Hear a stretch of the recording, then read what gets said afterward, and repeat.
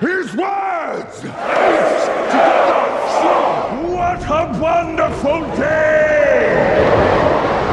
Kingdom of the Planet of the Apes. Directed by Wes Ball, it's the 4th installment of the new Planet of the Apes iteration. And this one is set 300 years after the reign of Caesar, and a young ape named Noa is pretty much living in a world that's run by apes. Not the world, but their particular area. And I still guess they're sticking with, was it San Francisco in the first one? They don't really kind of explain what area it is, but it's definitely in America. And these apes aren't the most smartest. When I look back at Tim Burton's Planet of the Apes, and they're driving like cars and stuff, they're wearing protective gear, and I was expecting something like that to happen with this, but yeah, we don't get that. What we get is a nice kind of personal story and a journey of growth through the relationship of Noa, played by Owen Teague, and Freya Allan, who's given the name Nova. That sense of like a small point of view that gets expanded and it kind of has his whole mind kind of blown by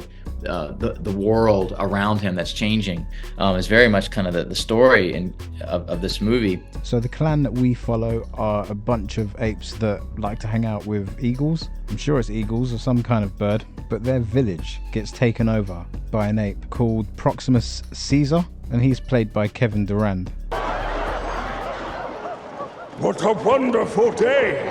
What a wonderful day! And I gotta say, Kevin, yeah, you know what? Kevin put on a really good performance in this film. Like, just seeing him from Abigail and then moving on to this, like, he's really impressed me this year. Kevin Durand's one of those kind of actors that I've seen him in loads of films, but he just kind of like goes over my head. Because I don't remember him in Butterfly Effect or Austin Powers 2. Now, Fruitvale Station, I think he was like a police officer. Like, the guy just goes under the radar. But finally, he's getting some recognition. And it's well deserved, I say.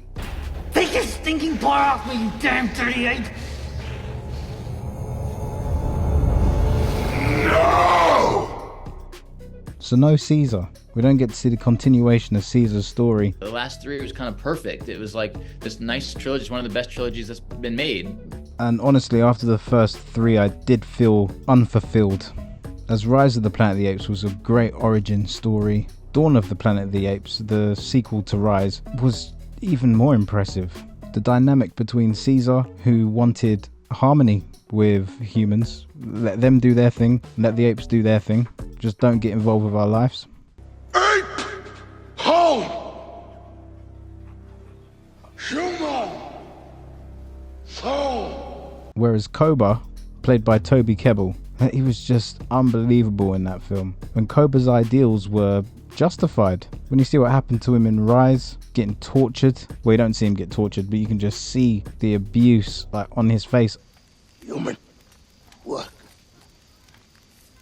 Human work! Like, the guy has gone through so much, almost like the torment Keby's character felt in Dead Man's Shoes. And Koba had every right to be in the mind frame that he was in. Like, why couldn't Caesar just be like, well, if you want to do your thing, do that, I ain't gonna get involved, and whoever wants to join you, sweet, but like, when it comes to humans, you do your thing, I do mine. But no, what they do is they have a brawl. Caesar love humans more than apes.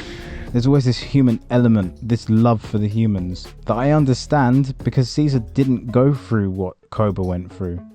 Human lies!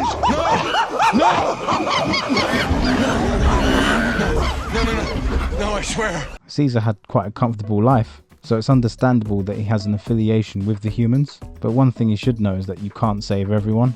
And why does it always have to be you do what I want or like just die? It becomes slightly frustrating. But I thought I'd give Kingdom the benefit of the doubt. I really didn't like war. I'd already seen Caesar in prison. He was like detained in the first one with Draco Malfoy running his mouth. Stupid monkey. So to sit there for 2.5 hours watching Woody Harrelson chat crap to Andy Serkis, like, that is not what I expected. You talk about mercy. What would you have done? So yeah, back to Kingdom, and I really enjoyed this film for a good 2 hours. but the last 25 minutes really let the film down, especially with the direction they wanted to go. There's so many places that they can take this film. Like, there's no reason why they can't have another Caesar story. Bring Matt Reeves on board. Like, we can go back in time and witness more of Caesar's epic journey as this Moses figure in the Apes world, where we can see the demise of humans. Like, my issue with all of these films is that humans are just kind of like, yeah, they do suffer, but there's always hope. I want it to be a film in the Planet of the Apes universe where there is no hope for humans. They're like eradicated within their vicinity. It's nice to see you, although I disagree with your philosophies. Well, Yes. there is room for improvement. There's room for growth, my friend. But I'd give this film 3.5 out of 5, pretty much because I did love those first 2 hours and I was really intrigued to see where the story was going. They get cold. Show mercy. But this leads me on to spoiler territory, because I just need to talk about it. I need to just get this off my chest. It is the elephant in the room, and it's Nova. I want to talk about Nova. Well, her real name's May. This was actually quite shocking when when you're watching it, and you're impressed. You're very surprised, but also quite relieved that humans can actually talk now. I have a name. May. I mean, it's taken a while.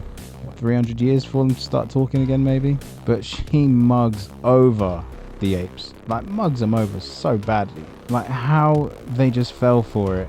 Like, she can tell they're a bit gullible as well, but always making sure that she's protecting herself, just in case. She is very determined, and she is initially in a very vulnerable position and has to pretend feral. So these apes, who are pretty good at climbing, decide, because there's this gigantic door that Proximus Caesar and his people are trying to open, and they're attempting all sorts of stuff, like trying to use explosives, pulling the door even. But May pops along and she's like, oh, alright, Noah, you and your people, you and your 2 guys, come round the back and we'll climb in. So I don't know how long Proximus and his people have been there for, but they wasted a lot of manpower instead of just exploring the vicinity, doing a little bit of research. Nobody ever thought to go around the back. Just, I don't know, just some stupid ideas thrown in the box. And like I was saying before, with Mark Wahlberg in Tim Burton's Planet of the Apes movie, I wanted to see Proximus and his people. So May mugs over these apes by grabbing some kind of like cartridge that moves the satellite around so they can communicate with other people. And they leave the place and there's tanks. I'm getting excited. I'm like, Wes Ball, you are going down the route that I want. We're seeing the apes take over. But nah, the guy's teasing me with something that will never happen in this version of Planet of the Apes. And honestly, that does anger me. The previous 3 kind of movies that were really kind of the beginning in the timeline, and then we got the 68 version all the way 2,000 years later after this.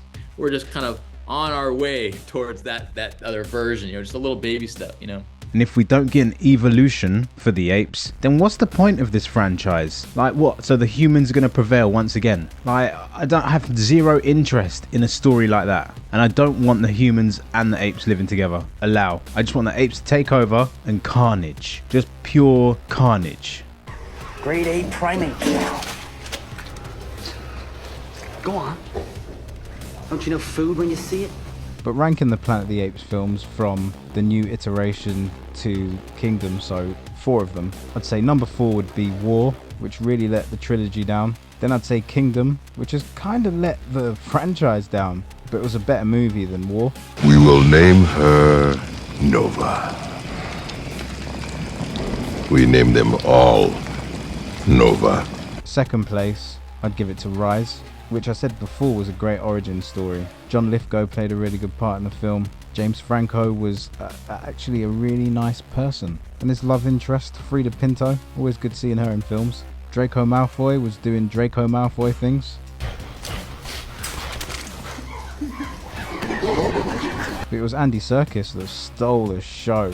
What a performance from him. But my favourite, without a shadow of a doubt, is Dawn, which was just dark and evil. Great directing from Matt Reeves. and the ape aspect in this film was on a different level. It's the most impressive. What did let the film down though for Dawn was the human aspect, especially when you got someone like Jason Clarke heading your freaking people. Like, I think around that stage he must have been really popular. Well, I'm not a massive fan of Jason Clarke. I prefer him in like smaller roles, like The Devil All the Time. I liked him in Oppenheimer. He was actually quite good in Oppenheimer, but I think it was after watching Winchester that I couldn't stand him. And it's a shame because Dawn, at one point I was like, yeah, 4.5 stars, it's almost perfect. I thought we had a chance. I did too.